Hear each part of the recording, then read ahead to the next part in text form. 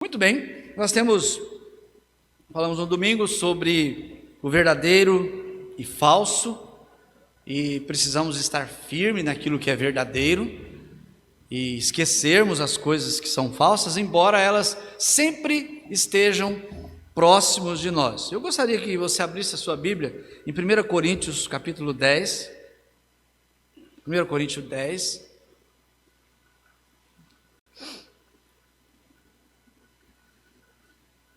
bem conhecido de todos nós, versículo 31 a versículo 33. Vou guardar que todos encontrem.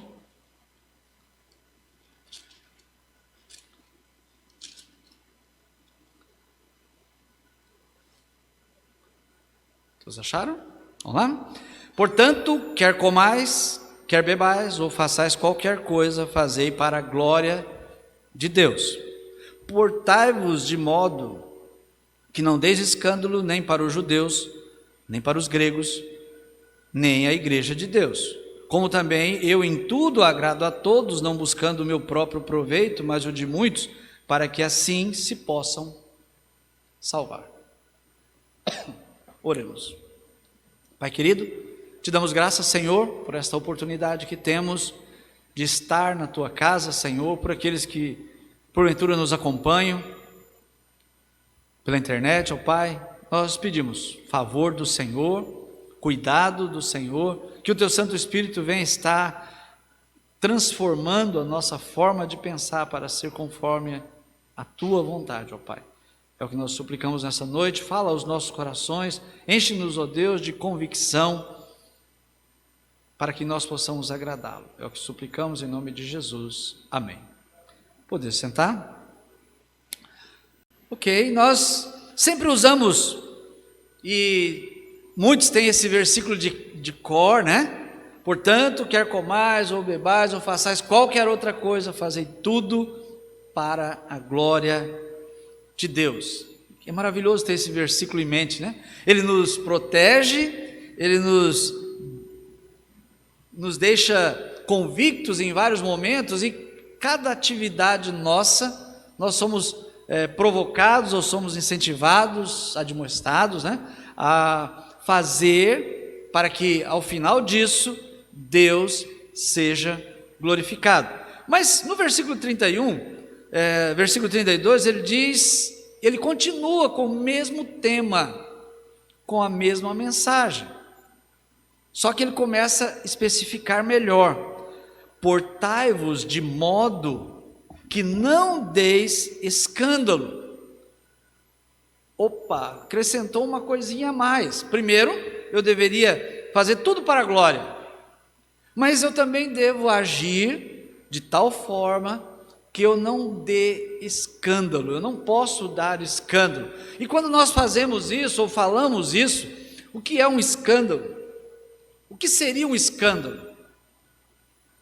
Para mim, para você, seria a quebra de alguns padrões, né, pré-estabelecidos. Isso seria um escândalo, seria uma forma de afrontar pessoas. Então, a quem não vamos afrontar? A quem o cristão deve, não importa o que ele faça, quer coma, quer beba, quer faça qualquer outra coisa, faça para a glória de Deus. Mas ele coloca a expressão: não deis escândalo. Portai-vos de modo, ou seja, e a palavra portar tenha uma postura, tenha um comportamento, tenha uma atitude, de tal forma que não dê escândalo. Então nós somos chamados como cristãos a não dar escândalo. Não posso ser escandaloso ou escandalosa. Como cristão, não podemos nos portar escandalosamente. O texto deixa claro: não deis escândalo. E aí ele pergunta, o próprio texto, talvez nós podemos perguntar: a quem não daremos escândalo? A quem não escandalizamos? A quem não devemos escandalizar? E ele coloca uma ordem aí, né? Primeiramente, não deis escândalos aos judeus. Os cristãos não deveriam escandalizar os judeus, não deveria trazer os judeus a vergonha, ou não deveria criar um problema com os judeus. Bom, mas a igreja não era tão diferente do judaísmo? A igreja do Senhor Jesus não era quase que em alguns aspectos, quase com oposição a algumas práticas do judaísmo? Mas por que não dar escândalo? Por que não criar um escândalo contra os judeus? Então, talvez alguns poderiam estar prontos a tentar humilhar os judeus, né? Pela sua crença, pela sua fé, pela maneira com que eles cultuavam a Deus, pela maneira com que eles reverenciavam Deus. Mas ele diz: cuidado com as suas obras, cuidado com o seu porte, com o seu comportamento, né? Para que você não dê escândalo aos judeus. O cristão do primeiro século tinha uma preocupação, e aqui o apóstolo Paulo escrevendo à igreja de Corinto, ele diz: tome cuidado para você não escandalizar os judeus. Quando nós escandalizamos alguém, irmãos, nós perdemos o contato com aquela pessoa, não é verdade? Perdemos o crédito com aquela pessoa, perdemos a possibilidade de trazê-los para o nosso convívio. Paulo vai mais tarde, no Areópago, em Atos, ele começa dessa forma, né? Ele vai pregar o evangelho, mas ele vai usar coisas comuns para o povo daquele lugar. De alguma forma, usou a cultura, fez citação dos seus poetas locais daquele lugar, daquela época, né? E aproveitou a adoração até que eles tinham para algumas outras coisas, para direcioná-los ao Deus verdadeiro. Então, lá eles sendo o próximo passo gregos. Então, não dê escândalo para os judeus. Ponto. Não dê escândalo para os gregos. Os gregos também tinham suas particularidades, tinham suas dificuldades em compreender a mensagem do evangelho, em compreender as ações daqueles que seguiam a Cristo. E ele diz: não cause escândalo.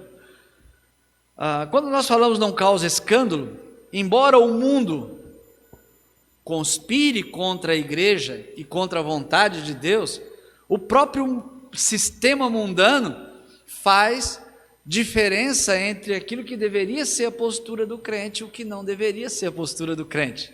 Ou seja, coisas que não são aceitáveis para alguém que, dizendo ser filho de Deus, faça. Mesmo que ele mesmo não venha agir dessa forma, mas o mundo sabe como o crente deveria agir.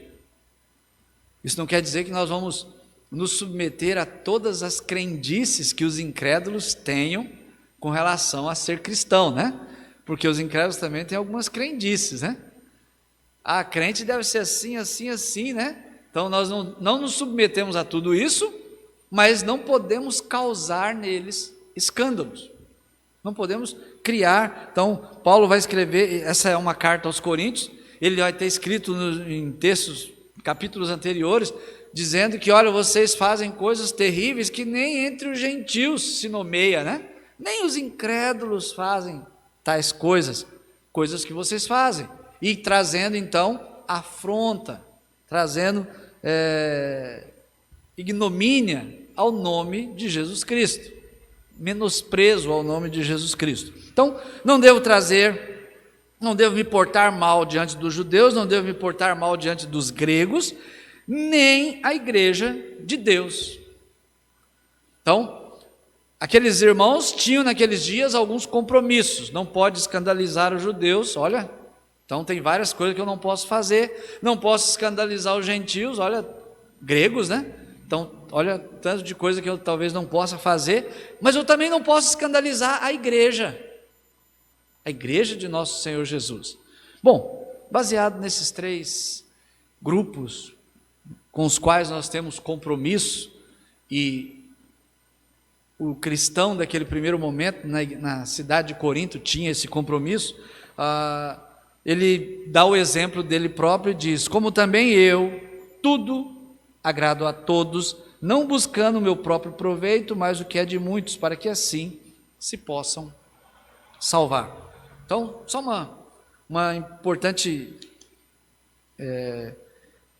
recomendação ao cristão: nós não podemos causar escândalo. Primeiro, devemos viver tranquilamente, glorificando a Deus em tudo que nós fazemos, e para isso nós precisamos responder a nós mesmos: tudo que fazemos glorifica a Deus? O que você faz glorifica a Deus?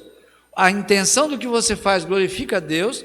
Eu sempre tenho falado com os jovens, né, onde a maior dificuldade, mas cada adulto, cada pessoa precisa realmente responder essa pergunta: aquilo que eu pretendo fazer, que talvez na maioria das pessoas não concordam, ou talvez isso choca as pessoas, a primeira pergunta é: isso glorifica a Deus? Pessoas vão me ver fazendo isso, agindo dessa forma, ou falando dessa forma, e darão glória a Deus pela forma com que eu agi? Isso pode impactar minha vida. Bom, como nós devemos ser? Eu coloquei crente em época de pandemia, né? No primeiro, já houve muitas pandemias no mundo, e esta nós estamos vivendo é diferente de todas as outras, né? Nenhuma pandemia tinha Netflix. Coisa simples, né? Nenhuma pandemia, em qualquer outro tempo, tinha internet. Nenhuma pandemia tinha WhatsApp. O Facebook, Instagram, tem mais alguma coisa aí? Twitter, por aí, né? Então nenhuma pandemia tinha essas coisas, mas essa tem. Letal, mata pessoas, mas tem mecanismos de comunicação que nunca existiu no passado e que existe hoje. Coisas que talvez muita gente resistia até antes da pandemia, né?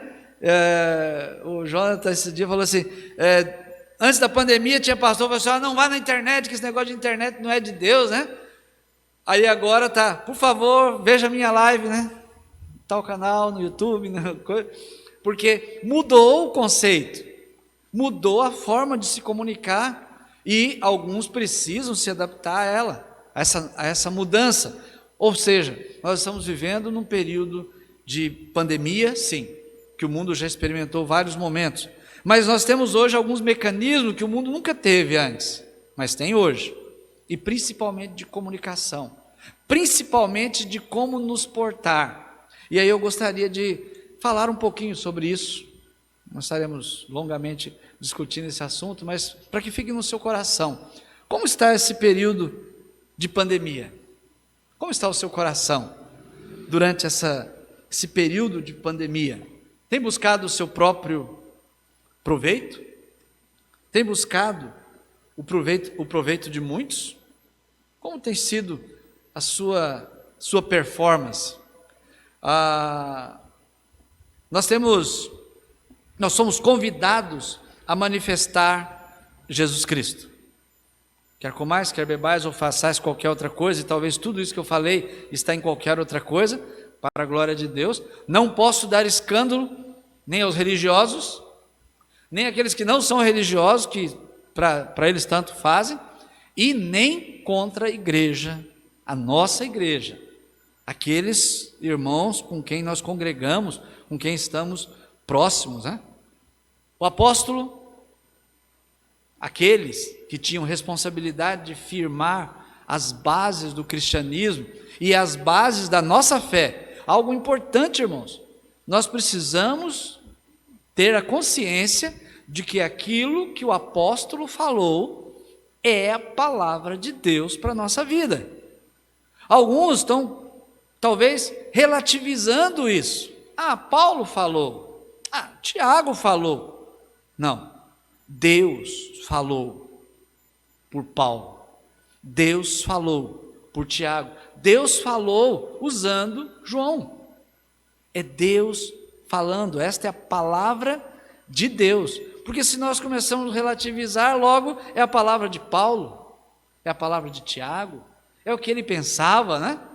Não, é o que Deus pensa e o que Deus nos traz ao coração. Na segunda carta de Paulo aos Coríntios, no capítulo 2, versículo 14 até 16, ele diz assim: e graças a Deus que sempre nos faz triunfar em Cristo, e por meio de nós manifesta em todo lugar a fragrância do seu conhecimento, porque para Deus somos o bom perfume de Cristo, nos que se salvam e nos que se perdem.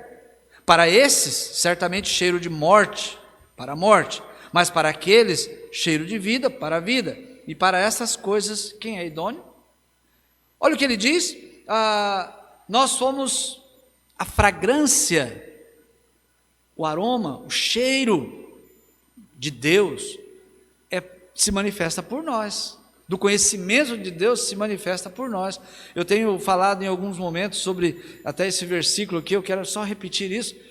Se você, dependendo do lugar onde você vai, quando você sai dali, todo mundo sabe onde você esteve, não é verdade?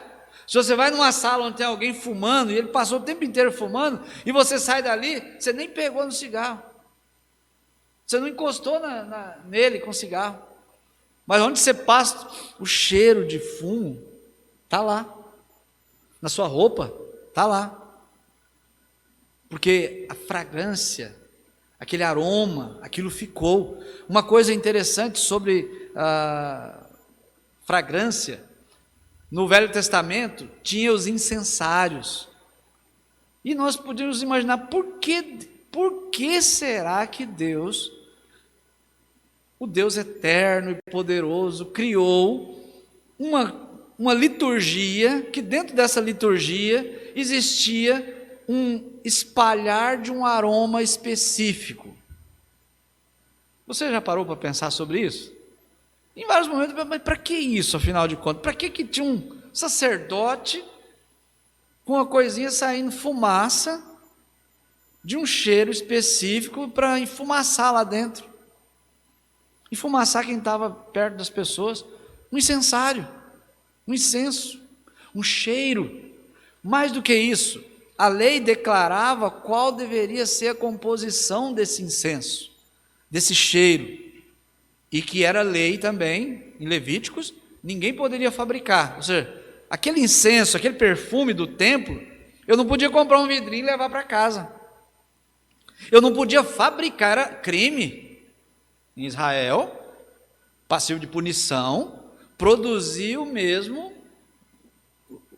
aroma que era produzido para o incenso do templo. E aí nós podemos pensar, por que será? Por que não poderia levar? É porque aquela fragrância deveria ser sentida só no templo. Aquele aroma deveria ser sentido no templo. Quando nós cheiramos algo, nós já imaginamos o que tem atrás, né? Você já chegou num lugar e não tem nada na rua, ninguém, e você de repente cheira, tem um cheiro de churrasco. Você não viu o churrasco, mas a hora que você cheira, o que acontece? Já vem à sua mente, né? Nossa, deve ser uma carninha assada, né? Quem gosta bastante de café, e lá para as 3 horas, né, de repente você sente aquele cheiro de café, você já chega a dar água na boca, né? Porque você cheirou e aquilo ativou todos os seus sentidos. Nós somos fragrância de Deus, cheiro de Deus. Nós, pelo conhecimento que nós adquirimos, nós podemos ser bênção na vida de outros. Será que somos tais? Nós somos chamados para isso, porque para Deus nós somos o bom perfume de Cristo. Você é o perfume de Cristo, ou seja, as pessoas cheiram Cristo quando você se aproxima. Quem vai num chiqueiro pode não tocar em porco, pode não encostar em ninguém. Só dele passar naquela baia, a hora que ele sai lá do outro lado, todo mundo sabe que ele foi ali. Todo mundo sabe que ele está impregnado daquele cheiro, que ele foi num chiqueiro. Nós temos isso em nós, o bom perfume de Cristo, nós somos agraciados com a fragrância de Cristo, dada por onde? Pelo conhecimento de Deus. Quando nós conhecemos Deus, quando nós temos intimidade com Deus, nós exalamos um perfume diferente, uma condição diferente. E essa condição diferente, ela tem dois resultados. É o que o texto continua dizendo, porque somos o bom perfume de Cristo nos que se salvam e nos que se perdem. Ué, como assim, né? Nos que se salvam, é o que ele diz? Os que se perdem primeiro, né? Para esses, certamente cheiro de morte, para a morte. Mas para aqueles, ou seja, os que se salvam, cheiro de vida, para a vida. E para essas coisas, quem é idôneo? Você é idôneo? Somos idôneos? Somos realmente esse bom perfume de Cristo? As pessoas sentem essa fragrância de Deus na minha e na sua vida? Nesse período de pandemia, nós temos acesso a muitas coisas. E eu tenho visto muitas coisas. Eu não tenho o Facebook de todos, né? A hora que ela aparece lá, eu quero até pedir desculpa para alguns aí, né, que eu não sabia como funcionava. Parece que tem lá que fala assim, você conhece, né? Primeiro apareceu lá pessoas que pediu para eu adicionar, né? Eu fui adicionando e foi aparecendo um monte de gente que eu conhecia, eu fui tup. Só que tem uma parte em diante que não era mais que eles tinham pedido, era se eu conhecia, né? E eu fui ou seja, saiu pedido para todo mundo aí, né? Um monte de gente deve ter recebido pedido meu, né? De adicionar para amizade. Mas tudo bem, alguns aceitaram e está lá, né? O fato é, nós temos, quando você olha no seu círculo de amizade e pessoas, que tipo de cheiro você exala? Que tipo de mensagem você transmite? E às vezes você vai pegar o perfil de uma pessoa e você olha lá o perfil inteirinho e fala assim, meu Deus, ela crê no Senhor Jesus? É o perfume de Cristo que está sendo exalado? Talvez no status, né? Há pouco tempo que eu descobri também que existe status no WhatsApp, né? No status está lá, as pessoas colocam um monte de coisa no seu status, e você olha e fala assim, isso é um cristão? Colocando no status, ou seja, uma caixa em que as pessoas verão que vai ser para mim a expressão do dia, né? Que ele fica durante 24 horas, a expressão do dia, ou seja, o resumo do meu dia, da minha expressão nesse dia é essa frase, é esse videozinho, é essa amostra, é o bom perfume de Cristo? Somos o bom perfume de Cristo? Nós somos instruídos a viver para Cristo. Nós não devemos nos esquecer de que foi o nosso pecado que levou Jesus Cristo à cruz. Eu coloquei vamos lá em 1 Pedro, capítulo 2, versículo 24, abra lá comigo, por favor. 1 Pedro, capítulo 2, versículo 24. Quem encontrou pode ler, por favor?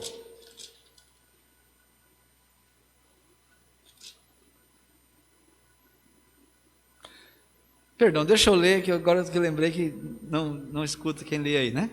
Levando ele mesmo o seu corpo, os nossos pecados, sobre o madeiro, para que, mortos para os pecados, pudéssemos viver para a justiça, e pelas suas feridas fomos sarados. Ok? Então essa é uma expressão muito importante, e que nós não podemos esquecer. Dá-nos sempre a impressão de que Jesus morreu na cruz pelos pecados. Como ele morreu pelos pecados antes de que eu nascesse, antes de que eu cometesse os pecados aqui, alguns cristãos talvez tenham a falsa impressão de que não foi o meu pecado que levou Jesus à cruz. O sacrifício de Jesus alcançou o meu pecado também, mas não foi o meu, porque eu nem tinha cometido ainda, né? Não. foram os meus pecados que levaram Jesus à cruz. Quando Jesus morreu na cruz, mesmo que foi há 2000 e poucos anos atrás, ele morreu pelo meu pecado. Ele morreu por pecado de pessoas que ainda vão nascer. Ele morreu pelo último salvo no final do milênio, né? Ou seja, se Cristo voltar hoje, ele terá morrido por todos os que vão ser salvos nos próximos 1007 anos de existência humana, terrena. Ele morreu pelos pecados dessas pessoas.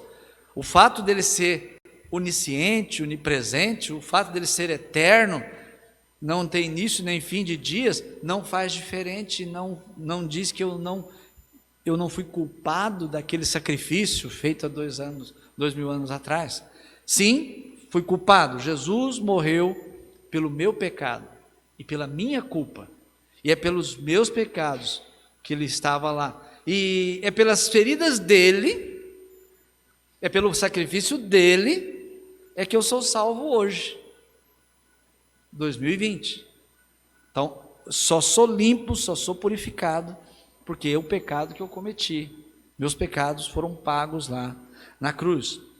Nós temos como responsabilidade nos despir do velho homem, da velha pessoa, da velha natureza. Colossenses 3, versículo 9. Colossenses 3, 9, ele diz assim: não mintais uns aos outros, pois que já vos despistes do velho homem com os seus feitos. Nós já tiramos essa roupagem velha, dessa velha natureza. Em outras palavras, esse despir do velho homem é transformar a nossa natureza. Não devemos mais viver como vivíamos na velha natureza. Romanos 6,11 diz que nós deveríamos estar como mortos para o pecado. Não nos apresentar voluntariamente, ou seja, não estarmos prontos ao pecado, pelo contrário, devemos apresentar vidas de mortos para o pecado. Quando nós falamos isso, nós imediatamente vamos nos reportar a nós mesmos. Como eu estou vivendo a minha vida? Como as pessoas estão vendo a minha vida? Falamos no início, né? Como eu estou apresentando? Será que eu estou dando escândalo aos incrédulos? Será que eu estou dando escândalo aos meus familiares? Será que eu estou escandalizando a igreja?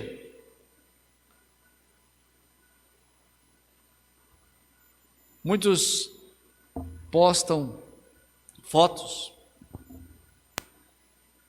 vídeos, e às vezes fotos pessoais, coisas que jamais nem faz parte do contexto da igreja, reprováveis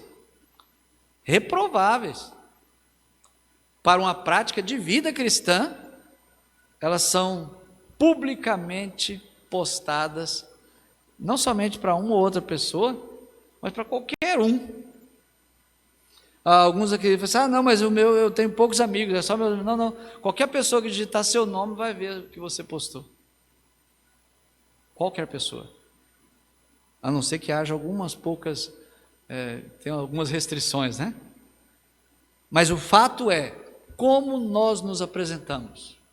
Se eu me apresento lá fora, como eu me apresento? De que forma as pessoas veem? Os meninos, os senhores já, né, que estavam comigo na infância, eles me ouviam dizer várias coisas. Quando eu ia sair, primeira coisa, quando você sai daqui, você representa 3 coisas automaticamente. Primeiramente, a igreja. Então, tudo que você fizer, as pessoas atribuirão à sua igreja. Não é verdade isso? Qualquer coisa que você fizer, se for bom, aquela igreja faz isso. Se for ruim, olha o tipo de coisa que aquela igreja deixa fazer.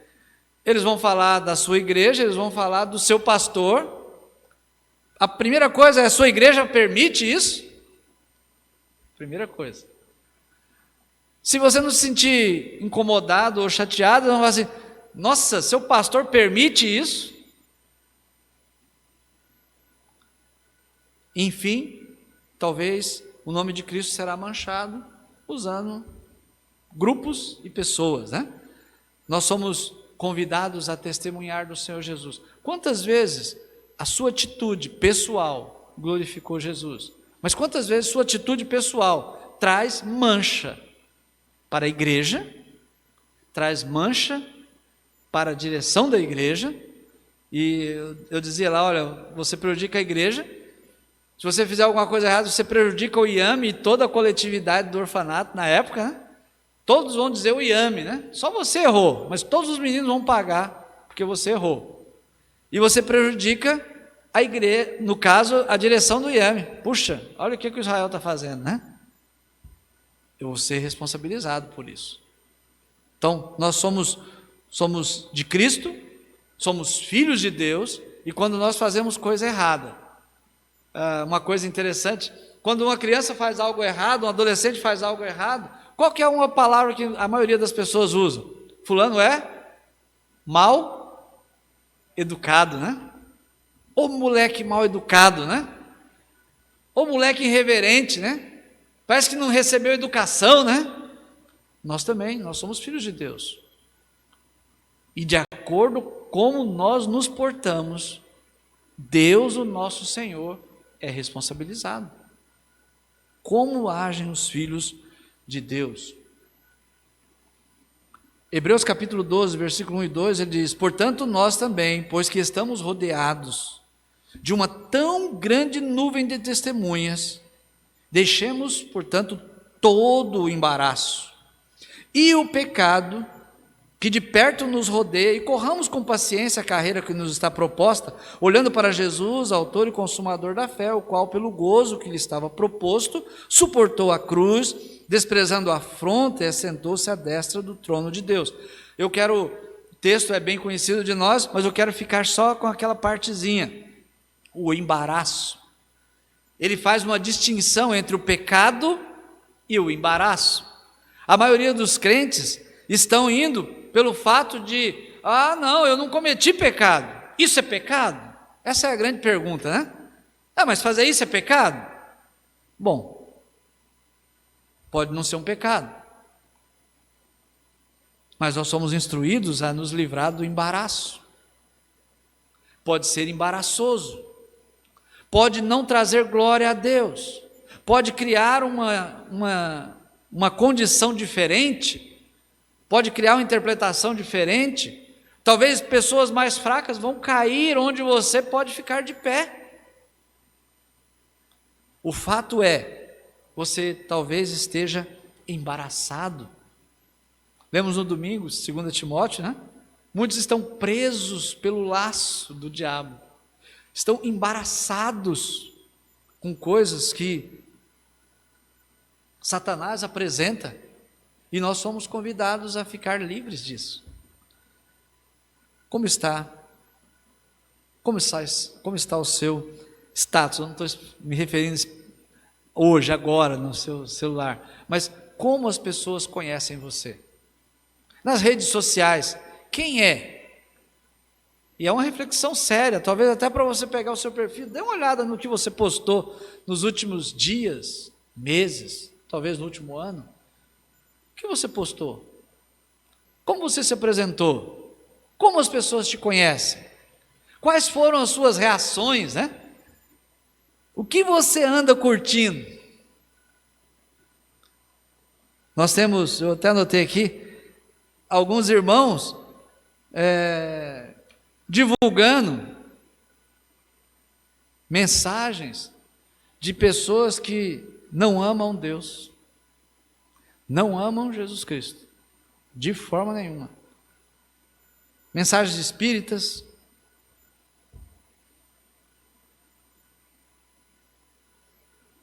budistas, cristãos, crentes, fundamentalistas. Achei legal a frase, já joga para frente. E um monte curte. Crentes. Não compartilhe posicionamento anticristão. Não se comunique com posicionamentos anticristãos, mesmo que esses posicionamentos sejam muito perto do que você pensa. Se está perto do que você pensa, significa o quão longe você está da verdade.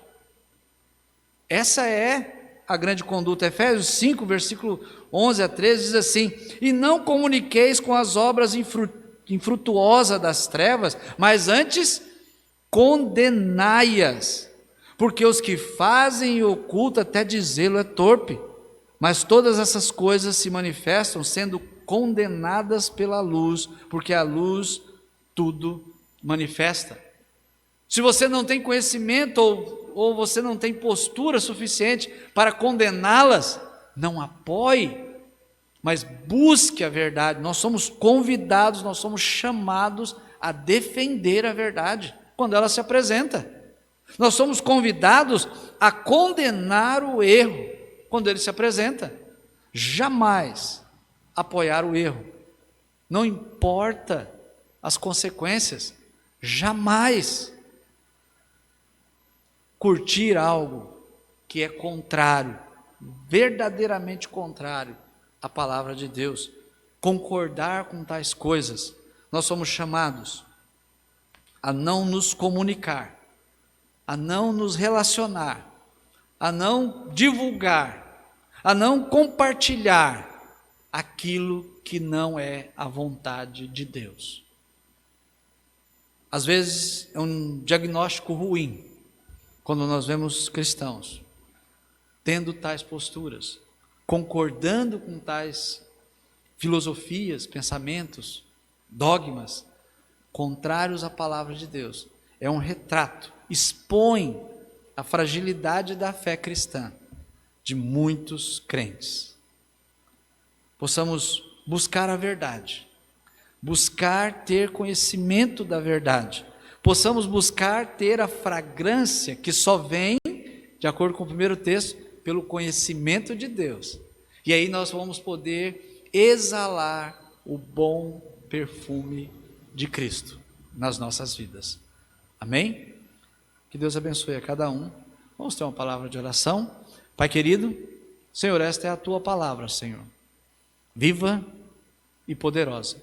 Ajuda-nos, ó Deus, que nesse tempo de reclusão, em que tantos irmãos têm passado tanto tempo nos meios de comunicação que estão disponíveis para nós, ó Pai, se expondo muitas vezes, e que ao nos expor, possamos na realidade apresentar o Senhor Jesus como o Senhor das nossas vidas, possamos ser um bom perfume de Cristo, possamos realmente, onde quer que nos manifestemos, mostrar que o Senhor é quem governa as nossas vidas, nossos princípios são governados pelo Senhor, e desta forma o mundo possa conhecer mais daqueles que servem ao Senhor e da vontade do Senhor.